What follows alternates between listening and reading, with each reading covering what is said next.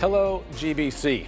This is a weekly update on things that are happening in our community of faith while we can't meet together. There's a couple of reasons why we want to do this. One of them is because it's important to continue to communicate.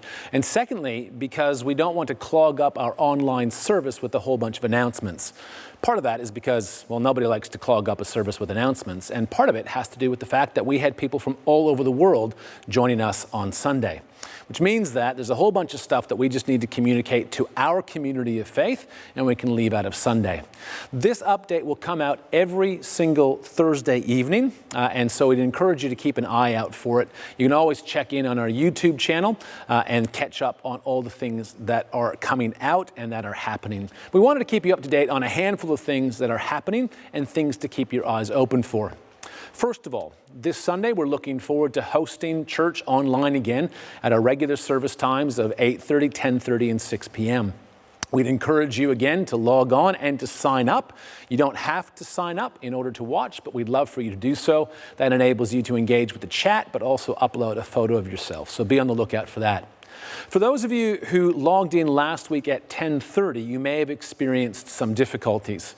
Now, that might have been on your end, it might have been on our end, but we did receive word from Church Online in the United States that hosts those websites, that because of the extraordinary amount of volume of traffic that was being used on Sunday, that there were some glitches on their end. So we'd encourage you to log on again.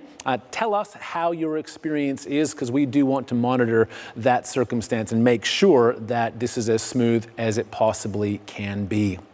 Handful of other things just to really quickly let you know about that are not necessarily coming up, but that we're certainly working on.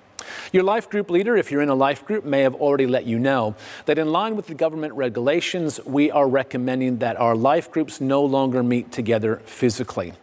Mark and Brett are currently doing a whole bunch of work to help our life groups re-explore what it means to meet. I know some groups have already tried to meet on Zoom or other teleconferencing software. We'd encourage you to think that through, but we're also trying to think that through to make that a little bit easier for you, if at all possible. We're also looking to increase our care and connections. We're hoping to make sure that we are able to connect with everyone in our congregation, make sure that everyone's doing okay in this pretty tricky time.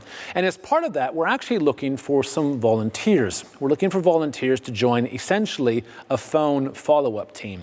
So if you've got some extra time, and I know that many of you do, and you don't mind making phone calls, and you'd be interested in serving our wider community in this way, can I encourage you to send an expression of interest to the GBC Cares email address that's on the screen, and we'll be in touch with you shortly.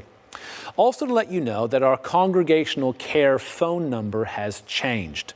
That too is on the screen, so you can update that if you've got that in your phone, or just make sure that it's changed on any cards that you might have lying about the place.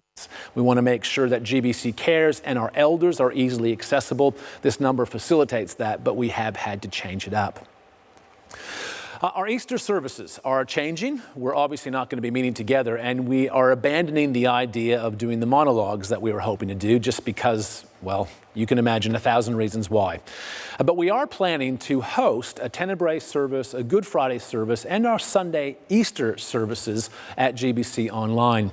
We're going to be getting some more information to you shortly, but we hope that that will be the way forward, and trust that you'll be able to join us at one of those services over that Easter weekend.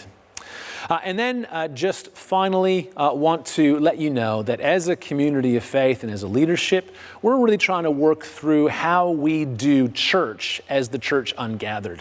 I've been in touch with Nicolai Coleman, who is our prayer team coordinator, and we're starting to explore what we might do, for instance, in the prayer space. Everything from just sending out some regular updates about what you can be praying for and how, but also about potentially hosting a prayer meeting. We're still working out the details of that, what that might look like, when we might do it, all of those sorts of things. So we do ask for your patience. But alongside that, we're looking for other ways to get people involved in church, involved in what it means to be the community of faith in these strange and extraordinary times.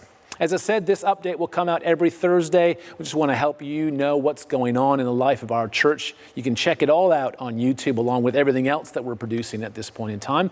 I hope to see you online this Sunday, 8:30, 10:30, or 6 p.m. as we continue to be the community of faith wherever we are. God bless.